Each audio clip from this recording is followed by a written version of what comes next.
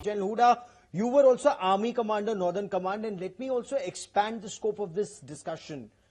Is there an apprehension or a possibility, as India deals with China on one flank, Pakistan may try something on the other flank, whether it's in Ladakh itself, whether it's subsector North or in Siachen, or even in Kashmir? Can Pakistan do something along the line of control in your appreciation at this time? So Gaurav, we know, this whole issue about collusion that we talk about. The fact is there is very real collusion between Pakistan and China, to the extent that China has helped Pakistan in its nuclear program. It's helping the Chinese in military modernization. It's helping it economically. In international forums like the United Nations, it comes out in support of Pakistan on issues like Kashmir. So there is a real collusive threat. Is it manifesting itself now? I don't think so. But we need to be prepared, for what we have been saying is a two-front threat. I think it would be unprofessional for the military to say that, this two-front threat is a myth and it cannot happen. And therefore, we need to prepare for it. What the Pakistanis will certainly do as this standoff, continues on eastern Ladakh, is attempt to push in more infiltrators, will attempt to, trigger some kind of unrest in Kashmir.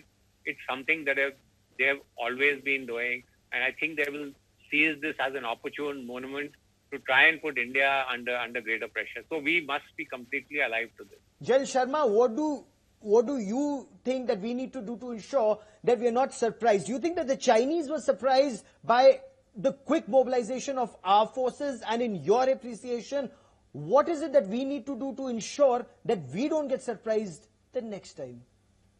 Okay, firstly is this issue about Pakistan. See, in the Gilgit-Baltistan alone, Chinese are in a very large numbers already there.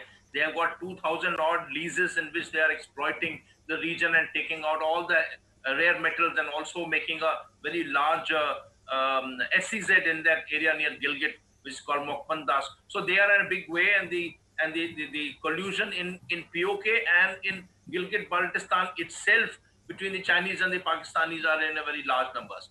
But having said that, I think we need to get our, surveillance systems going well.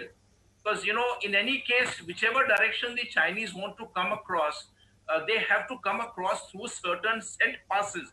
It is not that they are ad-lib movement across anywhere where it is possible for the Chinese or the PLA to come across, whether they come across from in any one of the directions. If you come towards Arunachal Pradesh, there are bridges to be crossed. Okay. On Sangpo. When they come across to our side, there are two passes, one in Tibet and one in Kundun Mountains. So we have to keep those. So our issues have to be managed in a very real time and a very focused manner. Sometimes it gives an impression that we were surprised. So if we were surprised, and didn't we notice that their divisions were moving down from the exercise from Takla Makan Desert or elsewhere down this way? So, we have to keep a watch, and our ISR, as we call it, has to be top class in times to come. Fair enough.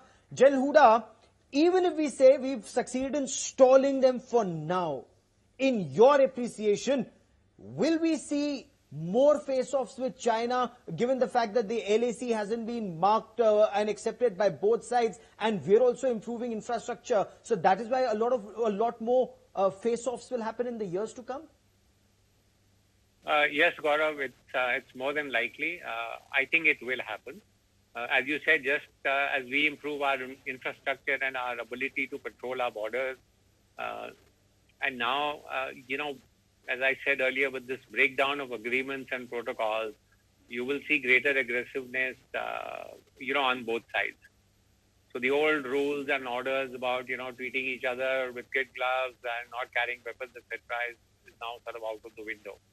And therefore, you will see greater aggressiveness happening along the LAC.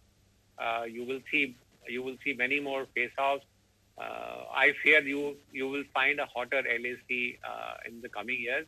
And with that at the back of our mind is how we need to do our, post-deployment, instructions to people who go on the border, and our infrastructure development.